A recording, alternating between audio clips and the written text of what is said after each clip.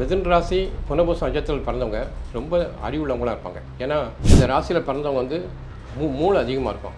அதனால் கம்ப்யூட்டர் சம்மந்தமானது இப்போ தொழிலை இவங்க இறங்கலாம், அந்த மாதிரி படிப்பாங்க. படித்து அதில் ஒரு பெரிய ஒரு ப்ரோக்ராம்லாம் பண்ணி நல்ல ஒரு உயர்ந்த நிலை அடைவாங்க. புனர்பூசம் நட்சத்திரத்தில் பிறந்தவங்க வந்து பெரும்பாலும் நல்ல ஒரு திறமைசாலியாக இருப்பாங்க, அறிவுள்ளவங்களாக இருப்பாங்க, கொஞ்சம் சாந்தமாக இருப்பாங்க. கோபம் இவங்களுக்கு பெரும்பாலும் வராது, கோபப்பட மாட்டாங்க, எதையுமே பொறுமையாக டீல் பண்ணுவாங்க. எதிரி வந்தால் கூட பணிஞ்சு போயிடுவாங்க. புனர்பூசம் நட்சத்திரத்தில் பிறந்தவங்களுக்கு அந்த டீனேஜுக்கு பிறகு இந்த பிள்ளையோட வாழ்க்கை அவ்வளோ சிறப்பாக இருக்காது, கொஞ்சம் போராட்டமாக தான் இருக்கும். எல்லாத்தையும் திட்டுவாங்க, டீச்சர்ஸ்க்கு மத்தியில் அவமானப்படும், அசிங்கப்படும், ஏதாவது இல்லீகல் மேட்டரில் ஈடுபட்டு அதில் சிக்கலில் மாட்டிக்கிடும்.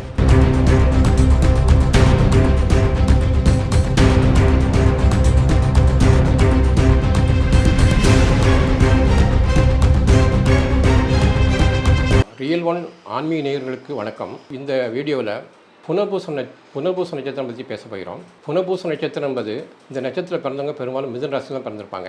புனர்பூசம் என்பது 2 ராசி வரும். புனர்பூசம் 3 பாதத்தில் பிறந்தவங்களுக்கு வந்து மிதுன் ராசியும், 4ஆம் பாதத்தில் பிறந்தவங்களுக்கு கடக ராசியும் வரும். ஸோ நம்ம 3 பாதத்து மட்டும் பேசுவோம். மிதுன் ராசி புனர்பூச நட்சத்திரத்தில் பிறந்தவங்க ரொம்ப அறிவுள்ளவங்களாக இருப்பாங்க. ஏன்னா மிதுன் ராசிக்கு அதிபதி புதன், புனர்பூச நட்சத்திரத்துக்கு அதிபதி குரு புதன் சேர்க்க சூப்பராக இருக்கும். ஸோ 2 சுபக்கிரகம். அதனால் இவங்க நல்ல அறிவாற்றல், நேர்மையாக இருப்பாங்க. படிப்பு பேசினா நேர்மையாக தான் பேசுவாங்க. வாக்கு சாதுரியம், எளிமையாக பேசி காரியம் சாதிச்சிடுவாங்க. இந்த மாதிரி நேயர்கள் இவங்க வந்து தன்னுடைய அறிவுத்திறமையினால் எதையுமே சாதிச்சிடுவாங்க. அடுத்து வந்து இந்த மாதிரி உள்ளவங்க பெரும்பாலும் பெரிய வக்கீலாகவோ நீதிபதியாக வர வாய்ப்புண்டு. அது மாதிரி நல்ல வியாபாரத்தில் இவங்க திறமைசாலியாக இருப்பாங்க. ஏன்னா பேச்சு திறமை அதிகமாக இருக்கலாம், பேச்சில் வாக்கு சுத்தம் இவங்கள்ட்ட நல்லபடியாக இருக்கும். அதனால் பெரும்பாலும் இவங்க வியாபாரியாக இருக்கிறது வாய்ப்புண்டு. வியாபாரத்தில் நல்ல ஃபோர்ஸாக வியாபாரம் பண்ணுவாங்க. சூப்பர் மார்க்கெட்டு அந்த மாதிரி பண்ணலாம், மளிகை கடை, இந்த மாதிரி வியாபாரம்லாம் இவங்களுக்கு நல்ல பொருத்தமாக இருக்கும். இல்லை ஸ்டேஷனரி ஷாப்பு, இல்லை பப்ளிகேஷன், இந்த மாதிரி பிஸ்னஸில் இவங்க சிறந்து வழங்குவாங்க. இல்லை பெரிய ஸ்டேஷன் ஷாப் கூட உங்களுக்கு வர வாய்ப்புண்டு. இந்த ராசியில் பிறந்தவங்க வந்து மூளை அதிகமாக இருக்கும். அதனால் கம்ப்யூட்டர் சம்மந்தமானது இப்போ தொழிலை இவங்க இறங்கலாம், அந்த மாதிரி படிப்பாங்க. படித்து அதில் ஒரு பெரிய ஒரு ப்ரோக்ராம்லாம் பண்ணி நல்ல ஒரு உயர்ந்த நிலை அடைவாங்க. ஸோ கம்ப்யூட்டர் சம்மந்தத்தில் ஒரு புதுசாக இவங்க கண்டுபிடிப்பாங்க. ரிசர்ச்லாம் நல்லா பண்ணுவாங்க. இவங்ககிட்ட பிஹெச்டி படிப்பில் பிஹெச்டிலாம் வாங்குறதுக்கு இவங்களுக்கு வாய்ப்புண்டு. புனர்பூசம் மிதுன் ராசி ரொம்ப சிறப்பான அம்சம். அதே சமயத்தில் புனர்பூசம் 4ஆம் பாதத்தில் பிறந்தாங்க அவங்களுக்கு ராசி வந்து கடக ராசி ஆயிரும். கடகராசிக்கு அதிபதி சந்திரன், புனர்பூசத்துக்கு அதிபதி குரு. இந்த குரு சந்திரன் காம்பினேஷன் நல்ல காம்பினேஷன் தான். ஆனால் இவங்க கொஞ்சம் பயந்த சுபாவம் உள்ளவங்க. கடகராசியில் பிறந்தவங்க எப்போவுமே கொஞ்சம் பயந்த சுபாவம் உள்ளவங்க தான். பொறுமையாக தான் இருப்பாங்க. கொஞ்சம் ஆண்மை கொஞ்சம் கம்மியாக இருக்கும். ஆண்மை இருந்தாலும் அவங்க அறிவுபூர்வமாக வின் பண்ணுவாங்க. இந்த ராசியில் கடகராசியில் பிறந்தவங்க வந்து பெரும்பாலும் வியாபாரிகளாக இருக்கிறது வாய்ப்புண்டு. இல்லை கடல் மார்க்கமாக சென்று வெளிநாடு சென்று வேலை பார்க்கவும் இவங்களுக்கு உண்டு. வெளிநாட்டில் போய் ஒரு சூப்பர்வைசர், மேனேஜர் அந்த மாதிரி போஸ்ட்டில் இவங்க இருப்பாங்க. அந்த மாதிரி யோகம் இவங்களுக்கு உண்டு. இந்த ராசியில் உள்ளவங்க வந்து நல்ல அறிவு அதிகமாக இருக்கும். இறக்க குணம், தர்ம சிந்தனை இவங்களுக்கு நல்லபடியாக இருக்கும். கடகராசிக்காரங்களுக்கு யாருக்கு கேட்டாலும் உதவி செஞ்சுருவாங்க. அந்த மாதிரி இவங்களுக்கு 4க்கு அதிபதி சுக்கரனார்கள். படிப்பில் இவங்க கெட்டிக்காரனாக வருவாங்க. படிப்பாற்றல் நல்லபடியாக இருக்கும். ஃப்ரெண்ட்ஸ்கள் 3க்கு புதன். அதனால் ஃப்ரெண்ட்ஸுகள்கிட்ட நல்லா பழகுவாங்க. லேடி ஃப்ரெண்ட்ஸ், கேர்ள் ஃப்ரெண்ட்ஸ் ரொம்ப பிடிக்கும் உங்களுக்கு. அவங்கள்ட்ட நல்லபடியாக இருப்பாங்க. இவங்களுக்கு 7க்கு சனியாக இருக்கனால இவங்க இல்வாழ்க்கை கொஞ்சம் போராட்டமாக தான் இருக்கும். கடகராசி புனர்பூச நட்சத்திரம் பண்ணவங்க இல்வாழ்க்கை கொஞ்சம் போராட்டமாக தான் இருக்கும். கணவன் மணிக்குள்ள அடிக்கடி சண்டை சச்சரவு பிரிவினை வரும். குறிப்பாக சந்தேகப்படுவாங்க. சந்தேகத்தினாலே இல்வாழ்க்கையில் போராட்டம் வர வாய்ப்புண்டு. இவங்களுக்கு வந்து ராசிக்கு 5க்கு அதிபதி செவ்வாய். அதனால் பிள்ளைகள் மேலே அவங்க கொஞ்சம் பாசமாக தான் இருப்பாங்க. பிள்ளை பாசம் நல்லபடியாக இருக்கும். 6க்கு குரு. நோய் தொல்லைகள் பெரும்பாலும் ரொம்ப அட்டாக் பண்ணாது இவங்களுக்கு. வைத்திய சம்பந்தம் ட்ரபிள் இடையிலே வரலாம், ஆனால் அப்படி உடனே விளைகிறோம். இந்த ராசிக்கு அதிபதி சந்திரனாலே சாந்த குணம் உள்ளது ரொம்ப. ஆனால் மனசு வந்து கடல் அலமாய் குழம்பிகிட்டே இருக்கும். எந்த ஒரு முயற்சி எடுத்தாலும் உடனே ஒரு திருப்தி அடைய மாட்டாங்க. இப்படியான குழப்பு தான் இவங்களோட மைண்ட். அடுத்து இவங்க ராசிக்கு 9க்கு அதிபதி குரு. இறக்க குணம் ரொம்ப நல்லபடியாக இருக்கும். மற்றவங்களாம் உதவி செய்வாங்க. 10க்கு செவ்வாய். தொழில் இவங்க கட்டிக்காரனாக தான் இருப்பாங்க. பெரும்பாலும் ஃபேக்ட்ரி ஓனராக இருக்கிறது கூட வாய்ப்புண்டு. ஃபேக்ட்ரி ஓனரு அல்ல நல்ல வேலையில் இருக்கிறதுக்கு யோகம் உண்டு. ஒரு போலீஸ் அதிபதியாக கூட வாய்ப்புண்டு. இராணுவம், போலீஸில் கூட இவங்க வர்றதுக்கு வாய்ப்புண்டு. இவங்களுக்கு 11க்கு அதிபதி சுக்கரனாக இருக்குது. சிலவங்க கலைத்துறையில் வந்துடுவாங்க. நல்ல நளினமாக இருக்கிறதுனால கலை ஆராய்ச்சியில், நடிப்பு, பாட்டில் கூட இவங்களுக்கு வர முன்னேற்றம் வர வாய்ப்புண்டு. 12க்கு புதனாக இருக்கிறதுனால செலவு பண்ணும்போது நல்லா பார்த்து யோசனை பண்ணி இவங்க செலவு பண்ணுவாங்க. ஸோ இந்த ராசி புனர்பூச நட்சத்திரத்தில் பிறந்தவங்க வந்து பெரும்பாலும் நல்ல ஒரு திறமைசாலியாக இருப்பாங்க, அறிவுள்ளவங்களாக இருப்பாங்க, கொஞ்சம் சாந்தமாக இருப்பாங்க. கோபம் இவங்களுக்கு பெரும்பாலும் வராது, கோவப்பட மாட்டாங்க. எதையுமே பொறுமையாக டீல் பண்ணுவாங்க. எதிரி வந்தால் கூட பணிஞ்சு போயிடுவாங்க. அந்த மாதிரி ஒரு கேரக்டர் இவங்கள்ட்ட உண்டு. இந்த ராசியில் வந்து புனர்பூச நட்சத்திரம். இதுக்கு வந்து இந்த இந்த நட்சத்திரம் பிறந்தவங்களுக்கு வந்து ஆரம்ப தசை குரு தசை வரும்.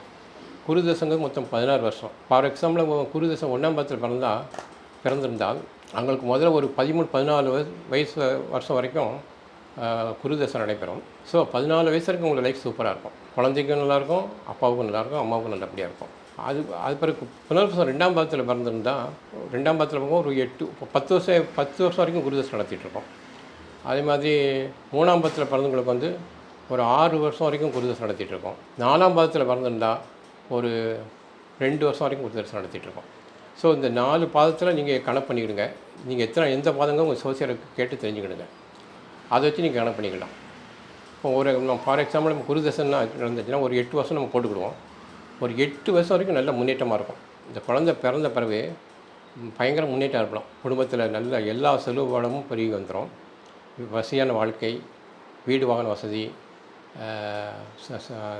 புகழ், கௌரவம், அந்தஸ்து உயர்தல், நண்பர்கள் ஆதரவு, நல்ல எல்லா அம்சமும் சிறப்பாக இருக்கும். வீடு வாகன வசதி எல்லாமே ஏற்படும். இந்த 8 வயசு முடிஞ்ச பிறகு அவங்களுக்கு சனி தசை ஆரம்பிச்சிடும். சனி ஆரம்பித்த பிறகு 19 வருஷம் வரைக்கும் நடத்தும். 8 + 10 18 வயசு வரைக்கும் ஓரளவு நல்லபடியாக போயிடும். அப்போ இந்த +2 படிப்பு வரைக்கும் அவங்க நல்லா படிப்பாங்க. இந்த குழந்தை படிக்கும்போது +2 வரைக்கும் நல்லா படிப்பாங்க. சின்ன மைனஸ் சொன்னால் கூட சரி பண்ணிடலாம். ஆனால் 18 வயசுக்கு பிறகு இந்த பிள்ளையோட குழந்தை போனால் மாறிடும். பிறகு சொன்ன பேச்சு கேட்காது. டீனேஜில் பண்ணக்கூடிய அட்டூழியங்கள் அத்தனையுமே பண்ண ஆரம்பித்தோம். இந்த புனர்பூச நட்சத்திரத்தில் பண்ணவங்களுக்கு அந்த டீனேஜுக்கு பிறகு இந்த பிள்ளையோட வாழ்க்கை அவ்வளோ சிறப்பாக இருக்காது. கொஞ்சம் போராட்டமாக தான் இருக்கும். எல்லாத்தையும் திட்டுவாங்க. டீச்சர்ஸ்க்கு மத்தியில் அவமானப்படும், அசிங்கப்படும். ஏதாவது இல்லீகல் மேட்டரில் ஈடுபட்டு அதில் சிக்கலில் மாட்டிக்கிடும். லவ் மேட்டரில் ஈடுபட்டு ஏதாவது சிக்கலில் மாட்டிக்கிடும் வாய்ப்பு உண்டு. 8 + 19 27 வயசு வரைக்கும் சனி தசை நடத்திட்டுருக்கோம். இந்த 27 வயசு வரைக்கும் உங்களுக்கு போராட்டமாக 18லேருந்து 27 வயசு வரைக்கும் உங்களுக்கு போராட்டமான வாழ்க்கைனே சொல்லணும். 27 வயசு அப்போ வாலி வயசும் வாழ்க்கை கொஞ்சம் போராட்டமாக தான் இருக்கும். படித்து முடித்தா சரியாக வேலை கிடைக்காது. வேலையில் கிடைச்சின்னா அந்த வேலை நிலைச்சி நிற்க முடியாது. அந்த மாதிரி கஷ்டங்களும் வந்துகிட்ருக்கோம். ஸோ எல்லாமே கஷ்டப்பட்டுகிட்டே இருக்கும். இது ஒரு வசதியான வீட்டில் பிறந்த பிள்ளையாக இருந்ததுன்னா சரியாக தொழில் பண்ணாது. ஒரு கலை லைன், சினிமா லைனில் பிறந்த பிள்ளையாக இருந்ததுன்னா ஒழுங்காக அவங்க அம்மா அப்பா இறக்கி விட்டாலும் அதில் சைன் பண்ண முடியாது. இப்படி ஒரு கஷ்டங்கள் உண்டாகும். ஒரு நடிப்போ பாட்டு எதுலையுமே சைன் பண்ண முடியாத நிலை உண்டாகும். 27 வயசு முடிஞ்ச பிறகு அவங்களுக்கு வந்து பொன் தசை ஆரம்பிக்கும். ஸோ உங்களுக்கு 29 பொன் தசை வந்து முதல் 2 வருஷம் நல்லபடியாக இருக்காது, கொஞ்சம் கஷ்டம் தான் கொடுக்கும். அதுக்கப்புறம் நல்ல முன்னேற்றம் ஏற்படும். ஸோ 29 வயசுலேருந்து பிறகு 5 வருஷம் சூப்பராக இருக்கும். அதாவது 44 வயசு வரைக்கும் நீங்களேன் 44 வயசு வரைக்கும் பொன் தசை நடத்திட்டுருக்கோம். அந்த தசை உங்களுக்கு சூப்பராக இருக்கும். ஸோ உங்களுக்கு கொஞ்சம் ஒரு 30 வயசுக்கும் நல்லா சூப்பரான லைஃப். 30 to 45 வயசு வரைக்கும் சூப்பராக இருக்கும் உங்கள் லைஃப். நல்லா ஓகன் வாழ்வாங்க. வீடு வாகன வசதி எல்லாம் ஏற்படும். அவங்க நினைச்ச காரியம்லாம் வெற்றிகரமாக முடியும். எதெல்லாம் சாதிச்சிடுவாங்க. பிறகு பதவி உயர்வு, ப்ரமோஷன், நல்ல ஜாப் கிடைக்கிறது, வெளிநாட்டில் போய் செட்டில் ஆகுது, எல்லாமே சிறப்பாக அமைஞ்சிடும். சினிமா லைனில் உள்ளவங்களுக்கு நல்ல நல்ல நடிப்பு வாய்ப்புகள்லாம் நல்லா தேடி வரும். அரசியல்வாதிகளுக்கும் நல்ல பேர் புகழ் வந்துகிட்ருக்கும், பப்ளிசிட்டி பண்ணிகிட்டே இருக்கும். அதுக்கப்புறம் கேதசை 7 வருஷம் நடத்தும். அந்த கேதசை வந்த பிறகு உங்களுக்கு படிப்படியாக இறக்கம் ஏற்படும். பிறகு நிம்மதியாக இருக்காது, போராட்டமாக இருக்கும். 44 வயசு பிறகு 7 வருஷம் 51 வயசு வரைக்கும் கேதசை. அது அந்த 7 வருஷம் போராட்டமாக இருக்கும். பிறகு சுக்கிரசை 20 வருஷம் அது நடத்தும். அந்த 20 வருஷம் கொஞ்சம் பரவாயில்லாமல் நல்ல முன்னேற்றமாக இருக்கும். 71 பிறகு 71 வயசுக்கு மேலே ஒரு 77 வயசு சூரிய தசை நடத்தும். அந்த சூரிய தசையில் உங்களுக்கு மரணம் ஏற்படும். இந்த மாதிரி கெட்ட டைம்லாம் வரும்போது இந்த கேதசெல்லாம் நடக்கும்போது இவங்க வணங்கக்கூடிய தெய்வம் வந்து தட்சிணாமூர்த்தி வணங்கிட்டு வரணும். தட்சிணாமூர்த்தி, முருகன் 2 சாமி வணங்கிட்டு வந்தால் போதும். அம்மன், பார்வதி, இந்த 3 சாமி வணங்கிட்டு வந்தால் இந்த தோஷங்கள்லாம் நிவர்த்தி ஆகும். அடுத்து வந்து இந்த கேதசை நடக்கும்போது வண்டி வாகனத்தில் போது கவனமாக இருக்கணும். யார்ட்டையும் ஜாமீன் கழுத்துலாம் போடக்கூடாது. பண விஷயத்தில் நம்ம கவனமாக இருங்க. அந்த மாதிரி இருந்தால் சாதிச்சிடலாம். ஒன்றும் பயப்படணும்னு அவசியம் இல்லை. நல்ல ஜாதகம் தான். இடையிடையே சிக்கல் வந்தாலும் நீங்கள் சமாளிச்சிடுவீங்க. ஏன்னா உங்கள் ராசி அதிபதி சந்திரன் இல்லை, எல்லாம் சமாளிச்சிடலாம். ஒன்றும் பயப்படணும் அவசியம் இல்லை. வணக்கம். இந்த வீடியோ உங்களுக்கு பிடிச்சிருந்தால் லைக் பண்ணுங்கள், ஷேர் பண்ணுங்கள், கமெண்ட் கொடுங்க. உங்களுக்கு எதாவது டவுட்டுன்னா கமெண்ட் பாக்ஸில் சொல்லுங்கள். வணக்கம்.